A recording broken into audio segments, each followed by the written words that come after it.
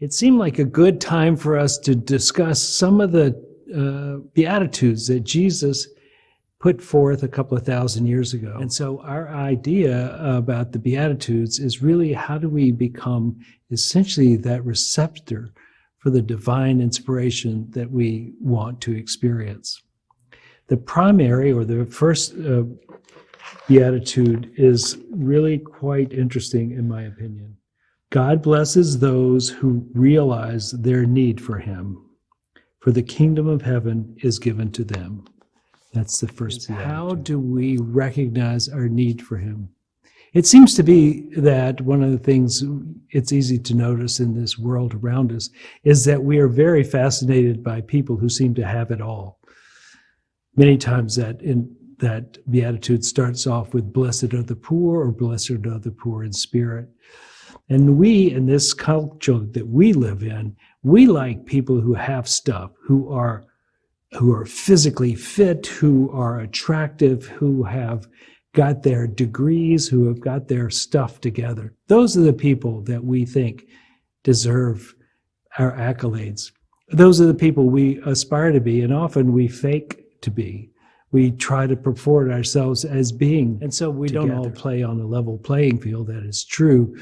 And sometimes riches on the outer do not mean riches on the inner also. So blessed are the poor in spirit seems to be running against our train of thought. Our train of thought is that blessed are those who have abundance, those who got. I've been thinking, though, that really what it's saying by blessed in the poor in spirit is blessed are those who recognize their need for the divine, the ones who recognize that they do best when the divine is moving through them, that they are indeed better as a receptor and transmitter of the divine than they are as just being themselves. This is a sense of being poor in spirit, being essentially humble. Humble in a not like I'm not worthy, humble in the sense of through me, God can do all things. But by myself, I have only so much ability. And if I will allow the divine to move through me, if I will be humble, then the divine will show itself. I have only a limited amount of capacity, but the divine draws on unlimited. It is itself unlimited. And so the force that can be brought to bear on any moment is really the force that I will allow to come through me. And to do that, I must realize that I'm poor in spirit. Or another way of saying it is I'm humble and receptive. And then I open to the divine presence. And that, I think, is the flavor of that phrase, the poor in spirit. You become dependent on the divine.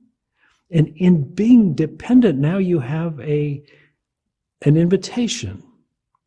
And for some reason, I have this sense that part of this work of doing your life is to realize how to maximize it by not being at the center of it. But when we focus on the inner, then we become more receptive to the idea of the subtle states that are within ourselves. And this is the beginning of the kingdom of heaven. For the kingdom of heaven is really not about getting all the toys. The kingdom of heaven is coming into a deep, abiding sense of peace. To know love as yourself. To feel that you are at one with all that is, and to be able to be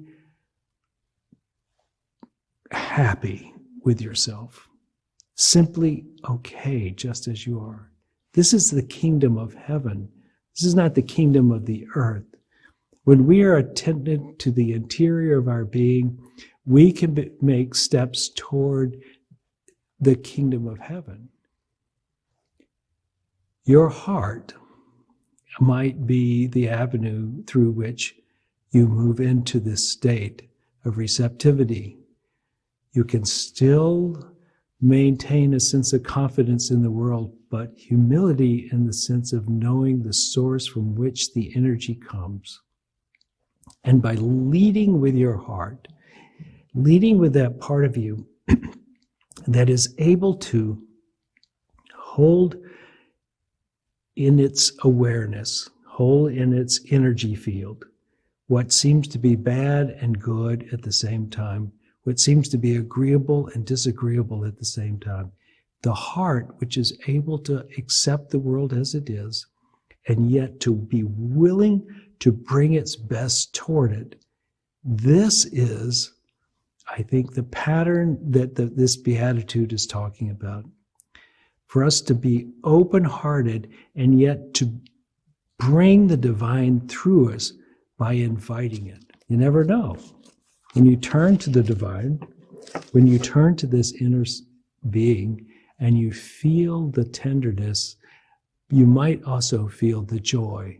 You might feel the exuberance. You might feel the excitement of moving out into the world and doing something. You may find yourself dancing or twirling or being foolish, childish, simple. We are not necessarily dour when we invite the divine.